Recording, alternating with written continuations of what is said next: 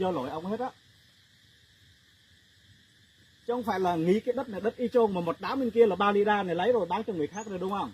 Cái này là lô thứ hai này. Lô thứ hai là không thể mất được, cho nên là bán vườn để trả cho ngân hàng. Ở trôn á, cái này 4 anh em á, một cái rẫy như này. Đương nhiên là đứng tên kệ rồi, đứng tên đi trong thì giờ còn nói cái gì nữa. Rồi, bây giờ là y trong trả nợ ngân hàng đây do nhà đó. Người ta muốn trả mà không nhận thì còn nói cái gì nữa. Đa phần người ta không có ý định muốn trả nợ đâu. Thì bây giờ cái người này là họ là mua trên đấu giá thì là mấy chủ sao lại đấu giá? Là do cái khâu của anh xong rồi mấy bên kia mới đấu giá, các anh đấu giá chứ đồ ai đấu giá đâu. Bên nhà người ta có đấu giá chưa? Đấu giá bán đất này chưa? Ông báo người ta bán đất trả cho ngân hàng mà cuối cùng ông giao tiền là sao? Đây em Ông làm lý ông làm luật đi đâu? Có đạo lý có đạo đức thì mới có đạo pháp. Các anh không có đạo lý.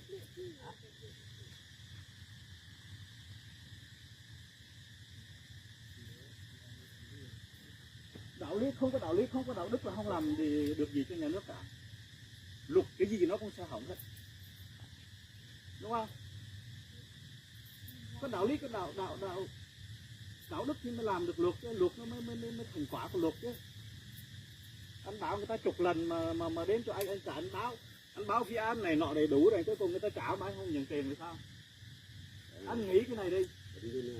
Cái nãy mới là vấn đề quan trọng này, bán đất từ ngày 17 á, ngày 27 tháng 2 á.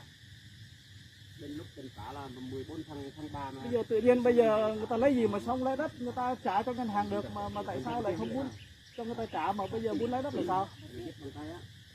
Căn cứ vào luật ở đâu? Đi cho tôi xem đi.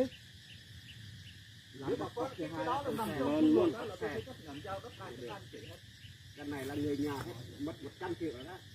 Trước tiên là 29 triệu, bây giờ xuống anh Thái xuống 25 triệu. Ông Thái một chiếm đoạt tài sản 100 triệu đồng đó. Ở bên mua đó. Tại do nhà làm khó người ta mới làm như vậy.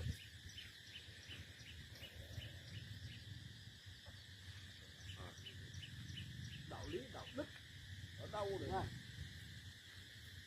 Đạo pháp. Bây giờ cái đạo pháp không có đạo lý đúng không? Không có đạo đức đúng không?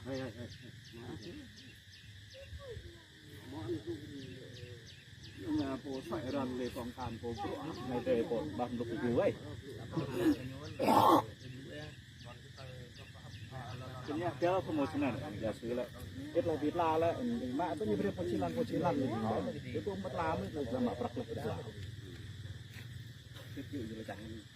Bây giờ cứ đo đạc đất đai đi rồi xem sao rồi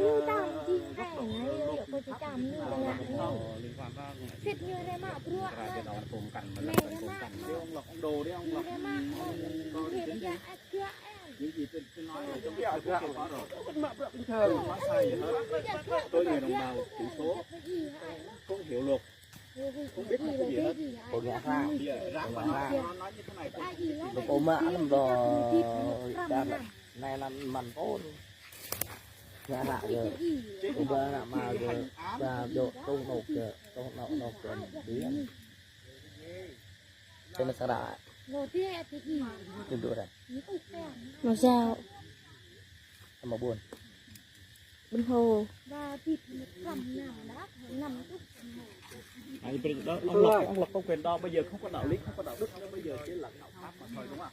Tức là cái pháp lý của các ông có quyền. Em tắt cái điện thoại đi không quay tả gì hết á. thích đã quay chứ Tôi quay cũng mặc kệ chuyện nghe nghiệp vụ cái người ta quay chứ nhưng mà nó mới giờ ông có quyền cản điều đó không? Ông đưa chỉ thị tôi xem ông cản đi. Đưa chỉ thị ông không được quay đi. Đâu cái văn bản nào thì khi đạo làm việc như vậy. Đây là quyền công khai nhất của dân. Dân phải có nghĩa vụ. Dân phải có trách nhiệm. Chứ đâu phải mà anh làm gì anh làm anh cho cái này là anh muốn nói gì nói anh muốn làm gì nói. Làm việc hai bên người mua về làm này. Ông nhà này nè. Anh đi vào đây tập tới đây. Ông yêu cầu là 10 lần á. Đi chạy cơ quan ông bảo ông làm việc. Yêu cầu người ta bán đất xong rồi người ta trả ngân hàng không được là do ông đó. Là bán đất đã hẳn hoi rồi chuẩn bị trả ngân hàng đó. quyết định số 33 quyết định ôi quyết định ôi không có đạo lý cả. Thôi đừng có quyết định gì ở đây hết á. Toàn là tham ô tham nhũng không à. Cái đạo lý đạo đức gì cả. căn cứ khoảng 5 điều 20 còn 5 điều 21 điều 111 Quay có như Nó quay cái năm này nó. quay cái đồ chơi ra phục ra nó bây giờ ra ai cả bấm ngã nó có đây cả. Người ăn tiêu lắm mà một đám như mạ là hẳn mày tiêu là mình lưới là hẳn. Còn là nốt một đám rồi một đám thứ hai nữa. Này do bà chị mà vay làm để đó mình làm hồi báo cho anh em biết. Bên thi 2000 yêu cầu người ta bán đất để trả nợ ngân hàng, cuối cùng bán đất xong rồi không có cho trả nợ ngân hàng. Ở Facebook giờ ảnh này đang quay phim. Tôi sẽ nói ông này cũng là nhân viên chấp hành của bên Thể Nhã. Đây là ông Nhã đang đọc quyết định thi hành án đất của Y Trôn. Xét thấy ông đi trong bờ lô và bà hồi điếc đi chỉ thôn 3 xã Rông, thị xã Buôn Hồ, tỉnh Đắk Lắk có điều kiện thi hành án nhưng không thực hiện quyết định cưỡng chế thi hành án đối với ông thôn 3 xã Rông 29 rồi xuống 25 này. bằng biện pháp buộc ông đi trong và bà hồi điếc đi phải chuyển giao các quyền đất và toàn bộ gắn liền với đất trong người mua đấu giá là bà Trần Thị Linh Đa, chỉ thôn 2 xã Hòa Thắng, thành phố Buôn Ma Thuột. Cái tôi gạ sọ không tôi cái gì quay mà. Tài sản 1 quyền sử dụng đất và toàn bộ tài sản gắn liền với đất thuộc thửa đất số 235 tờ 27. Không cho người ta quay là mình làm sai nên mình không cho người ta quay á. Ủy ban nhân dân thị xã Buôn Hồ cấp giấy chứng nhận quyền sử dụng đất và tài sản gắn liền với đất số BT 114694. Cốt ra thì có cái đàn không biết Cho ông đi trong bờ lô và bà Đâu đến cuối là hiểu. có tứ tầng như sau: phía đông giáp thửa đất 234 cạnh dài 47,88 m. Phía tây có thửa đất Thôi điện thoại có thật sạc. 1,99, 1,77. Cái này mấy sao? 31, Anh 10,15. không biết. Rồi ông để trên ông biết rồi ông hỏi anh cái gì mà anh đi photo với người ta 89 lần ông photo. 65 m. Phía bắc giáp thửa 220 cạnh dài 76,06 m. Tài sản 2 quyền sử dụng đất và toàn bộ tài sản gắn liền với đất thuộc thửa đất số 234 ở bản đồ số 27 6155 m2 đất trồng cây lâu năm. Đất đã được Ủy ban nhân dân thị xã Buôn Hồ cấp giấy chứng nhận quyền sử dụng đất, quyền sở hữu nhà ở và tài sản gắn liền với đất số DV 099014 ngày 26 tháng 8 2013. Loa không được đi ai. Chỉ thửa đất xã Rông, thị xã Buôn Hồ, tỉnh Đắk Lắk có tứ cần. Phía đông Kề mới vui vậy. 236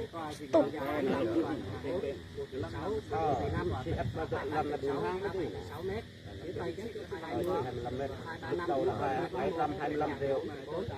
25 triệu ông này kêu bán đất đi trả nợ ngân hàng. Phía nam giáp thửa 242 dài 24,7 mét, 35,8 mét, 10,9 mét. Phía bắc giáp thửa 197 cạnh dài 47,1 mét. Ta trả nợ 2 người được thi hành án, người phải thi hành án và Kẹp lúc nào để cả. Anh như bây giờ đó là các nhiều mà bữa ký thành viên của Thể Nhã là tôi với chính quyền địa phương và chủ công an là tôi được thông qua chi tiết trình để giao tài sản.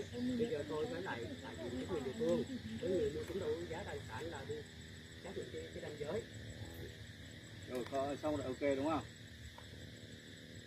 Ok rồi. Còn mà những người nào ok rồi nhưng mà anh nhớ là phải xem lại đạo đức của mình. bây giờ Đạo lý của mình, đạo đức của mình đi. nếu muốn có ý kiến gì 5 điều bác Hồ dạy đấy như nào? chiều này 3 giờ đi, 3 giờ lên cơ quan thì nó Có qua thì anh Tốt được lắm. em qua chục lần bên ông á là ông đâu có làm việc đâu.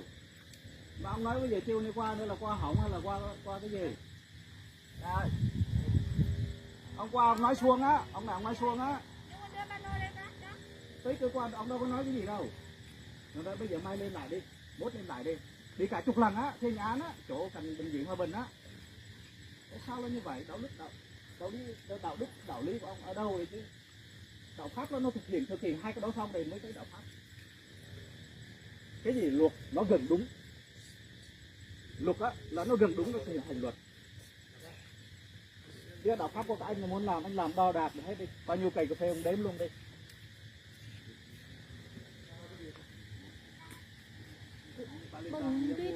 Dám mua đâu, bà này làm gì mà dám mua? Mua đi. Nó là mấy tòa? Tòa.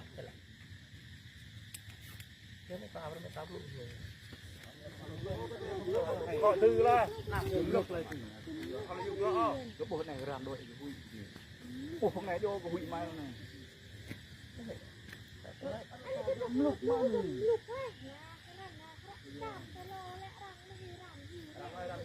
bừng chi rồi. Nó phần cà phê từ phần khác. Rốt này là con chưa có thổi. Nó chăm phải như ta liên quan đến mền rồi.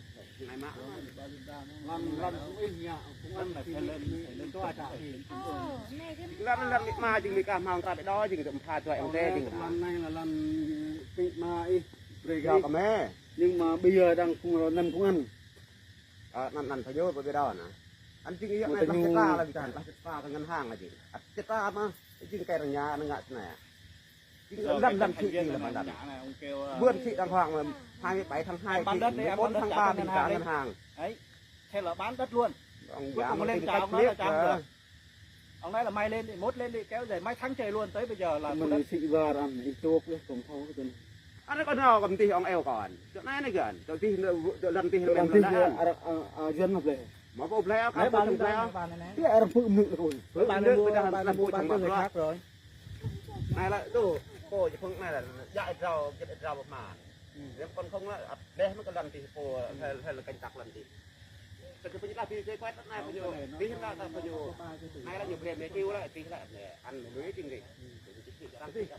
Nó ăn nó tương xào nó Pro mà bây giờ phiên mà xào. Mà sao ta phải cho ta không muốn cho tích kèm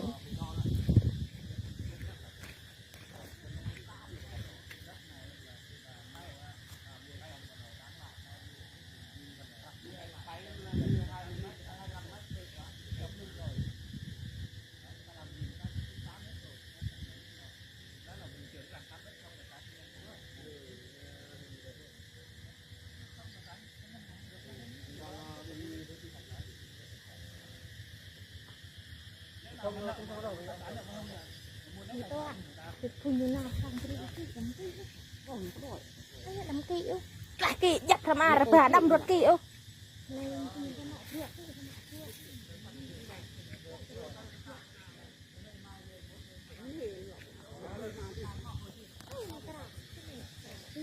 tu đi tu cụ đi ê năm biết cái thầu kèn tụt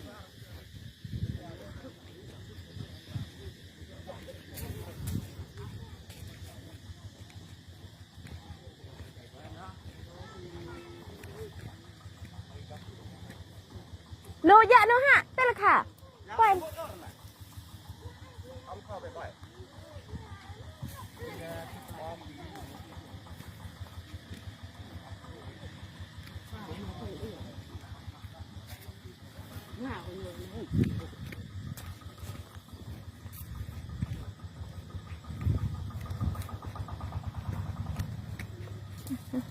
tích điểm một plan nâng sỏi mua thuốc ôm thuốc mua thuốc tô đòn ôm thuốc mua thuốc cái này ôm không có đòn không có ai mua thuốc tô đòn ôm làm nó đi bằng làm thường cũng được làm thùng thuốc tô đòn thuốc có đòn mua thuốc tô đòn rồi bằng không được thì là thu được làm cái con tàu rồi làm gì con tàu sáng nhảy nhọn con tàu ra cho nhọn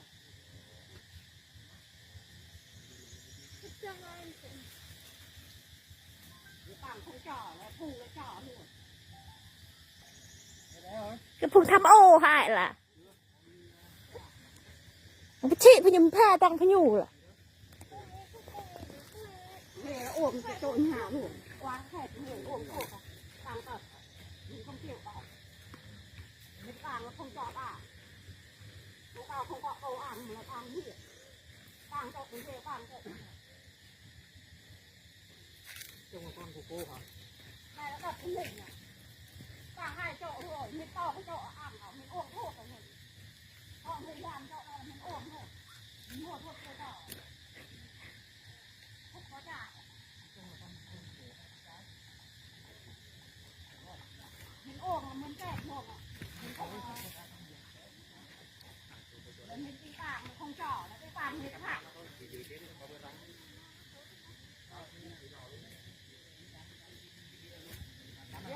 Còn mình làm cho nó ôm thuốc không cho làm đâu.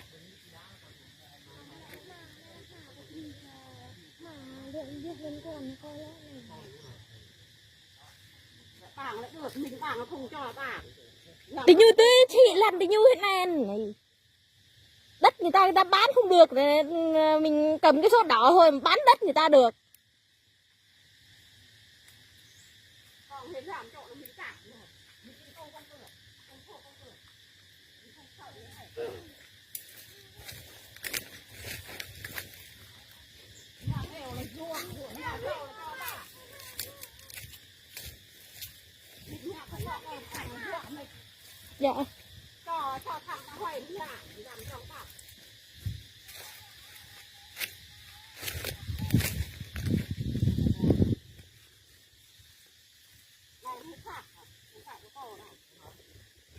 Cái này chia rồi, người ta bán rồi.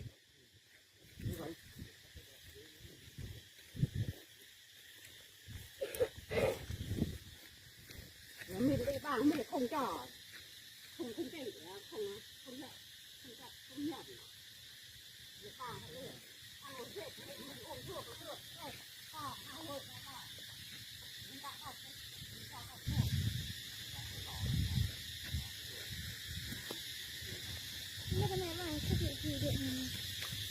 Không xùi được rồi.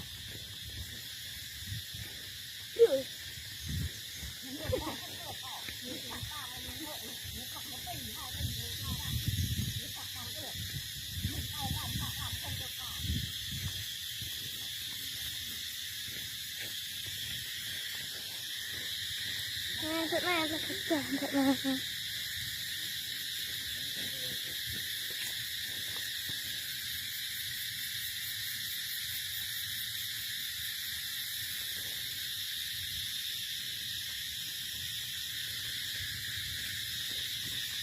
từ cái bố tôi sợ là cái kiểu ngắn hạn anh gì thì cơ.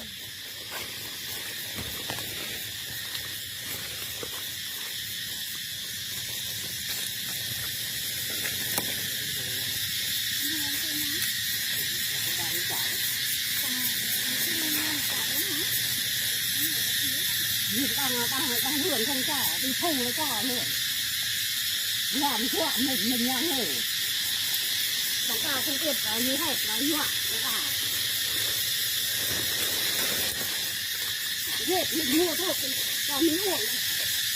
Không phải nữa. Mình không có đâu mà cho thuốc ổn được. Không có đâu mà. Không có.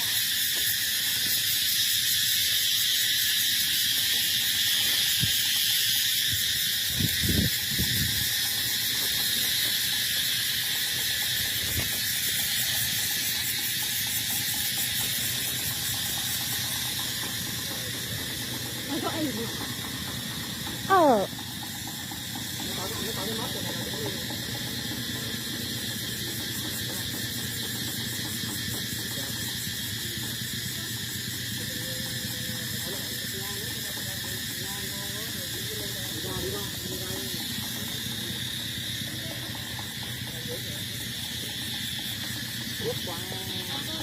Cái qua cái chùa chùa đạm này cái gì đó.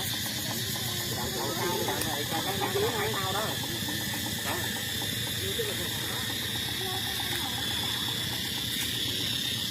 Đó.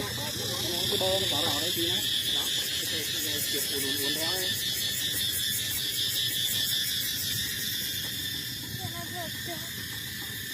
Dạ.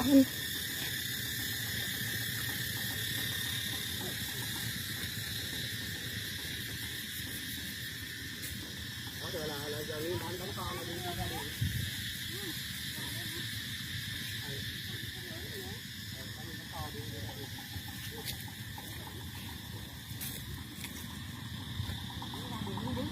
Cái chua anh nhớ làm sức. Đi con tốt ăn tốt đi như.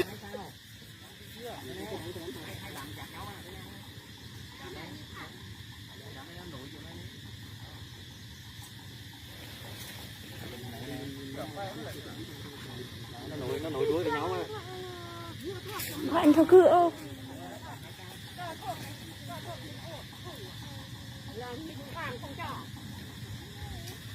Không có cầu bằng sao mà không được. Cho mình tẹt rồi. Thì bảng không chịu được à. Làm ăn đây không được đâu. Tí tù mình đây. Mình không sợ gì hết. Ông mà đi ông có ngã mà đi hả? Đây. Nhưng mấy hồi mình đừng là đẹp mình kể ra. Cho mình tẹt mình không có đặt à. Phù hết. Người ta bằng 1 tỷ 2 tỷ người ta được. Mua thuốc đây cho thuốc ốp đây. Hết người ở nhà. Không có cầm à. Dạ à. Đấy cơn plan mà đi. Không thuốc nữa là không có cầm. Không có cầm nào. Không có một nào. Nói này mình kia cho họ làm. Mình chưa đây là họ làm không. Ruộng nhà này không còn nhà. Nhà này. Đâu phải là người ta không có trả được cái đợt ngân hàng đâu mà tự nhiên đi thu. Cái gì thế này?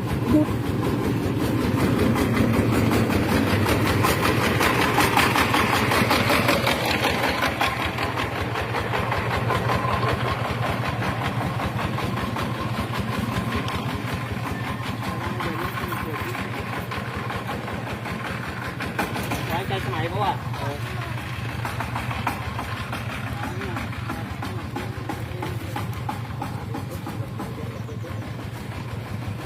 Người ta vay được, người ta trả được, không cho người ta trả rồi đi thu đất người ta.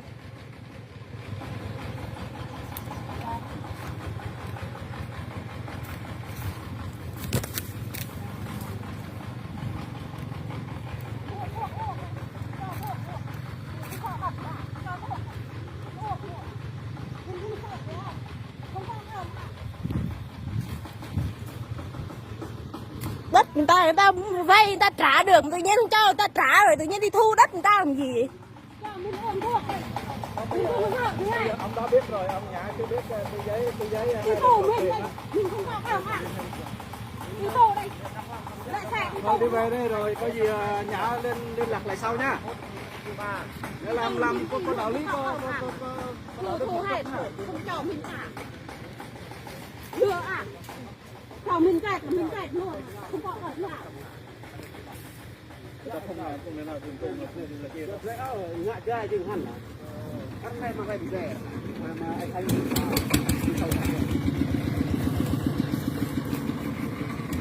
đây thế nào?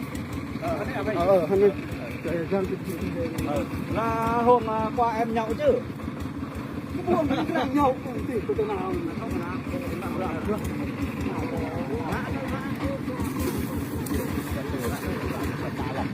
Rồi đi được thì ai chứ bán đi.